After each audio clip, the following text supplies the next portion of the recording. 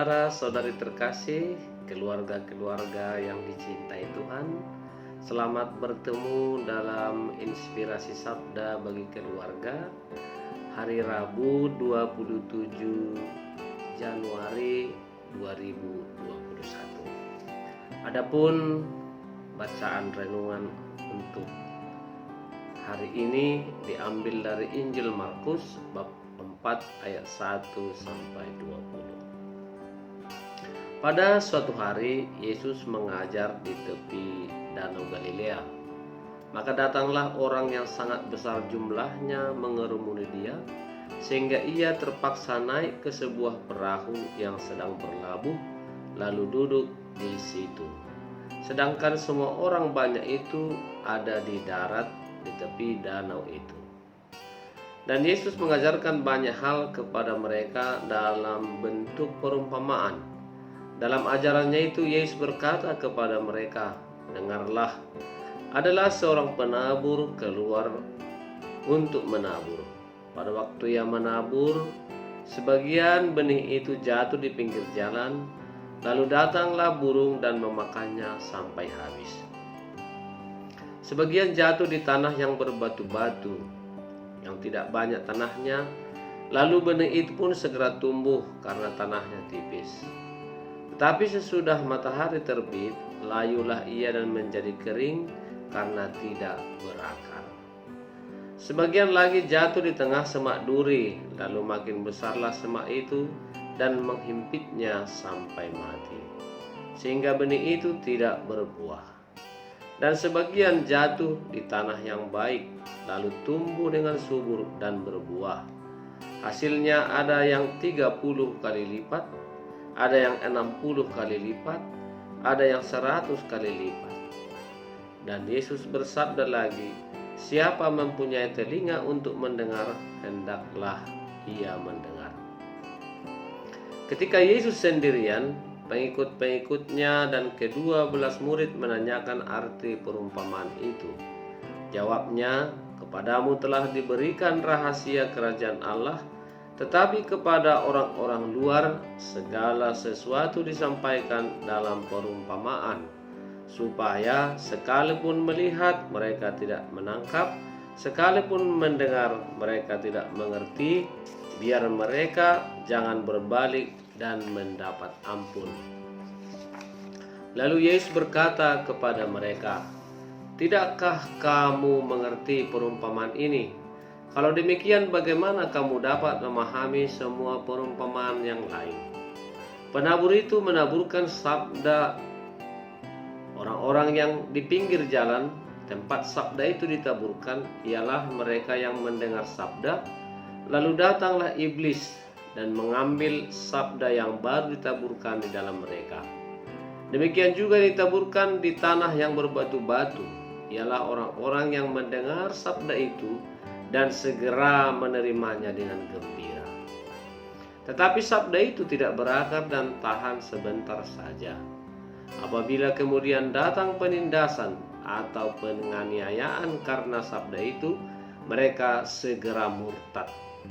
Dan yang lain yang ditaburkan di tengah semak duri ialah yang mendengar sabda itu, tetapi sabda itu lalu dihimpit oleh kekhawatiran dunia, tipu daya kekayaan dan keinginan-keinginan akan hal yang lain, sehingga sabda itu tidak berbuah.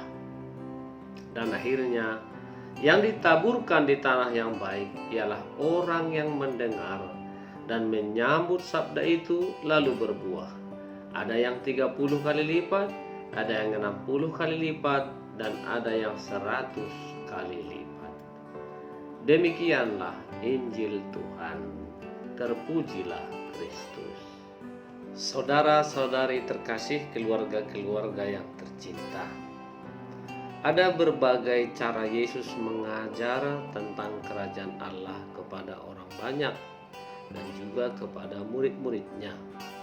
Cara dan metode yang dipakainya berbeda-beda tergantung pada tempat dan situasi pendengar. Terhadap mereka yang berlatar belakang sebagai petani, berbeda dengan yang bekerja sebagai nelayan atau profesi yang lain. Pada hari ini di tepi danau, Yesus mengajarkan suatu perumpamaan tentang bagaimana firman Allah dapat bertumbuh. Yesus menggunakan perumpamaan tentang tempat tumbuh benih yang ditabur. Ada 4 tempat sebagai gambaran bagaimana firman Allah dapat diterima oleh pendengarnya. Benih yang ditaburkan adalah gambaran dari firman Allah, dan kemudian bertumbuh dan berkembang sesuai dengan tempat di mana benih itu ditaburkan. Ada benih yang jatuh di pinggir jalan dan kemudian dimakan burung. Ini adalah gambaran orang yang menerima firman Tuhan tetapi tidak memperhatikan dan merawatnya sehingga diambil orang daripadanya. Firman itu hanya didengar tetapi tidak dilaksanakan. Lalu benih jatuh di tanah berbatu, yakni firman yang diterima dengan gembira tetapi menjadikannya hanya sebagai pengetahuan, tidak dipakai dan tidak dipergunakan dan tidak berakar dalam dirinya sehingga tidak mempengaruhi hidupnya. Benih yang jatuh di semak berduri adalah orang yang menerima sabda Tuhan tetapi tidak percaya pada kebenarannya. Ketakutan, kecemasan, kekhawatiran, godaan-godaan, tawaran-tawaran dunia menghimpit sabda Tuhan itu sehingga menjadi mati dan tidak berbuah.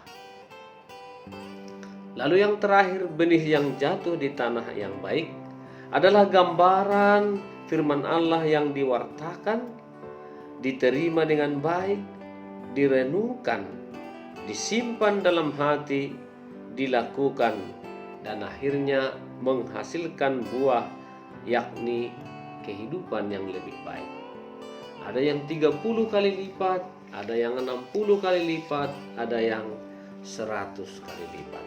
Nah, saudara-saudari terkasih, keluarga-keluarga yang tercinta, tantangan yang paling besar bagi keluarga-keluarga saat ini adalah bagaimana supaya terus-menerus dapat menjadi tanah yang subur agar firman Tuhan dapat berbuah dengan baik di tengah-tengah keluarga. Bagaimana caranya supaya kita dapat menjadi tanah yang baik? Maka kita harus memupuk hati kita sehingga menjadi tempat yang baik bagi perkembangan sabda Tuhan. Kita perlu menata hati kita supaya baik, jujur, taat, dan juga sabar. Sabar melihat sabda Tuhan bertumbuh dan berkembang. Saudara-saudari terkasih, sama seperti tanah yang baik, diri kita juga perlu dibentuk. Maka untuk membentuk diri, membentuk hati kita, perlulah kita menanggapi sabda Tuhan dengan sikap positif dan selalu dipenuhi niat baik. Kita perlu mempersiapkan diri untuk menerima sabda Tuhan dan kita laksanakan dalam hidup kita sehari-hari. Kita mohonkan rahmat Tuhan supaya sabda itu bertumbuh, berkembang, dan menghasilkan buah. Saudara-saudari terkasih, orang tua di dalam keluarga mempunyai tugas juga untuk mewartakan sabda Tuhan. Dalam 3 tugas yang diterima oleh orang tua dalam Tridharma orang tua, selain sebagai imam, sebagai raja, juga sebagai pengajar, sebagai nabi dan pewarta. Kita mengalami banyak kesulitan di tengah-tengah pesimisme, kesulitan yang ada ini, untuk mewartakan kabar gembira itu kepada anggota keluarga, kepada anak-anak kita. Kita mengalami banyak perlawanan. Kadang kita mengeluh bahwa pewartaan itu tidak diterima, tidak bertahan lama, atau diwartakan, tetapi banyak godaan, banyak himpitan menerpa kita. Saudara-saudari, keluarga-keluarga tercinta, salah satu tujuan dari tugas orang tua sebagai pewarta adalah supaya kiranya sabda Tuhan dapat bertumbuh menjadi tongkat dan pelita bagi anak-anak di jalan yang licin dan di tempat yang gelap. Bagaimana mereka atau orang tua dapat menjadi pewarta? Mereka dapat melakukan dengan renungan, dengan khotbah, dengan sharing, dengan katekese, dengan storytelling, dan banyak cara lain lagi untuk mewartakan sabda Tuhan. Bagaimana supaya sabda Tuhan itu juga berbuah dalam diri anak-anak kita? Seperti Yesus, orang tua juga harus kreatif, melihat pola metode mengajar yang cocok bagi anak-anak kita masing-masing. Ada mungkin yang mengajarkan anak-anak dengan kata-kata langsung, ada juga lewat cerita, tapi bisa juga lewat perumpamaan seperti Yesus sendiri hari ini ajarkan kepada para murid-muridnya. Untuk itu, keluarga-keluarga senantiasa harus melihat cara metode yang terbaik bagi anak-anak yang sesuai dengan keadaan, kemampuan, dan juga apa yang ada dalam diri mereka. Karena itu, mudah-mudahan kita semua keluarga-keluarga merasakan sabda Tuhan setiap hari, menjadikannya sebagai pegangan landasan dari perjalanan hidup keluarga kita. Memang tidak semua akan berhasil. Kadang-kadang kesulitan-kesulitan terlalu besar kita alami, sehingga sabda itu juga kadang terhimpit. Kadang sabda itu hilang, menguap begitu saja. Dan kadang-kadang sabda itu menjadikan kita malah terbebani karena tugas untuk melaksanakannya.